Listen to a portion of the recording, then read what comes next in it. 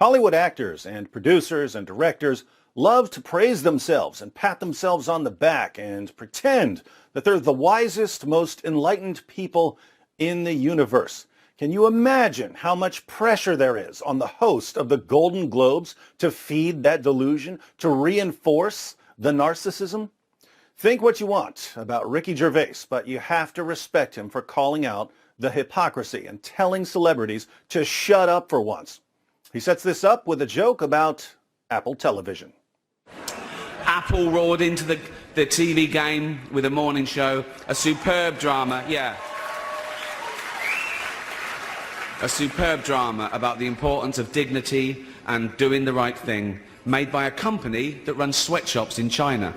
Hypocrites lecturing us about dignity and doing the right thing. Meanwhile, the workers in their factories are sleeping on cold asphalt, and the taskmasters have to install suicide nets around their buildings to keep workers from jumping to their deaths. I love the cutaway to Apple CEO Tim Cook, by the way. Remember Tim Cook? He's the guy running around giving speeches on why we need more censorship and why the tech giants need to exert more control over what people can say. That's why we only have one message for those who seek to push hate, division, and violence. You have no place on our platforms.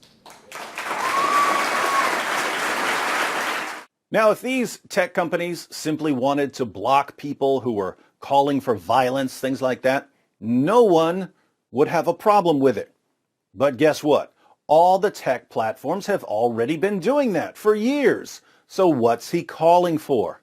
All the tech platforms are doing the exact same thing. They say, we're against hate and racism and violence. Aren't you against those things too? Shouldn't we use our tech monopolies to censor hate speech? Of course we should. Here are the new rules. And then they use the new rules to ban anyone they happen to disagree with. Dear Tim Cook, there is no connection whatsoever between you knowing how to build gadgets and you knowing who should be silenced. So, make my phone, make my iPad, make my laptop, and shut your mouth. Back to Ricky exposing the hypocrisy. Well, you say you're woke, but the companies you work for, I mean, unbelievable. Apple, Amazon, Disney. If ISIS started a streaming service, you'd call your agent, wouldn't you? Of course they would. And not only would they call their agents, they'd rush to Twitter to brag about how open-minded they are for streaming to the Muslim world and how Islamophobic people are for not wanting to join the ISIS streaming network. Bunch of losers. So, if you do win an award tonight, don't use it as a platform to make a political speech, right? You're in no position to lecture the public about anything. You know nothing about the real world. Bravo, sir. Bravo. They know nothing about the real world. They live in a Hollywood bubble. But they think that because they pretend to be other people for a living, they're somehow qualified to tell the rest of us what to think and what to say. That room is filled with the biggest bunch of delusional egomaniacs the world has ever seen. Take it home, Ricky. Most of you spent less time in school than Greta Thunberg. So, if you win, right, come up, accept your little award, thank your agent and your God, and so... It must have been very, very awkward to come up to the podium after that and give a political speech. But that didn't stop these deranged actors and actresses from doing it. Let's look at an example. Here's Michelle Williams accepting the Golden Globe for Best Performance by an Actress in a Limited Series or Motion Picture Made for Television. When you put this in someone's hands, you're acknowledging the choices that they make as an actor, moment by moment, scene by scene, day by day, but you're also acknowledging the choices they make as a person. By giving me this award, you're affirming every choice I've ever made. You've put your stamp of approval on everything I've ever done. That's what Golden Globes are. Seems like she's emphasizing choice here. I wonder if she's going somewhere with this. I'm grateful for the acknowledgement of the choices I've made, and I'm also grateful to have lived at a moment in our society where choice exists, because as women and as girls, things can happen to our bodies that are not our choice. I'm pretty sure things can happen to anyone's body that aren't that person's choice. People don't want to get the flu or diabetes or cancer. I once got clocked in the head with a purse. Almost knocked me unconscious. I didn't choose that. Get to your point, Michelle. I've tried my very best to live a life of my own making, not just a series of events that happened to me, but one that I could stand back and look at and recognize my handwriting all over, sometimes messy and scrawling, sometimes careful and precise, but one that I had carved with my own hand, and I wouldn't have been able to do this without employing a woman's right to choose.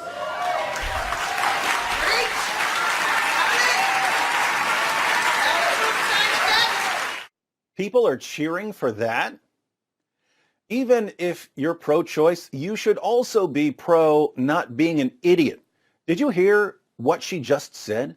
After claiming that by giving her an award, the Hollywood Foreign Press Association was not only affirming the choices she's made as an actress, but also the choices she's made in her personal life, she goes on to say that she couldn't live a life of her own making, a life written by her, without employing a woman's right to choose. And the entire room broke into applause. Seriously? You can't have a life of your own making without having the ability to kill a baby? Without being able to kill a baby, your life is being written by someone else? So prior to Roe versus Wade, women couldn't live lives of their own making? Finally, we can choose to abort our babies. Now we can choose to be actresses as well. Until now, there were no actresses.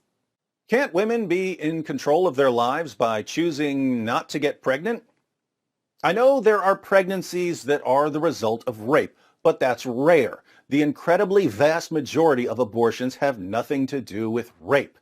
And yet they're supposedly essential to a woman being able to live lives of their own making. Hollywood says so. Obviously, there are all kinds of ways for a woman to choose not to have a baby. Abortion is one of them, but for some reason, it's the one that is absolutely essential to Michelle Williams. What she really means is that if she chooses to have unprotected sex with a man, and if she gets pregnant as a result of that choice, she can't be free to live a life of her own making without the right to kill the consequence of the choice she already made. But here's a quick question. Why would that reasoning stop at birth? Why couldn't the mother of a toddler say, unless I have the right to kill this toddler, I'm not free to live a life of my own making? If you don't allow me to kill this toddler whenever I choose, you're controlling me and I'm not free to write my own life story. Help, I'm being oppressed. Here, most of us would say, too bad, you don't get to kill your toddler. He's a human being. And if this human being is going to interfere with other decisions you want to make, too bad, that's life. But why wouldn't that reasoning also apply to the baby in her womb? I'll go ahead and say it. If you think you can't live a life of your own making without being able to kill a baby, you're a garbage human being, and so is everyone who cheers for you. Keep in mind, I'm not even talking about whether you're pro-choice. I'm talking about making this particular defense of being pro-choice. It's disgusting. All right, so what's the call to action, Michelle? Women 18 to 118, when it is time to vote, please do so in your own self-interest. It's what men have been doing for years. Look at this idiot crying.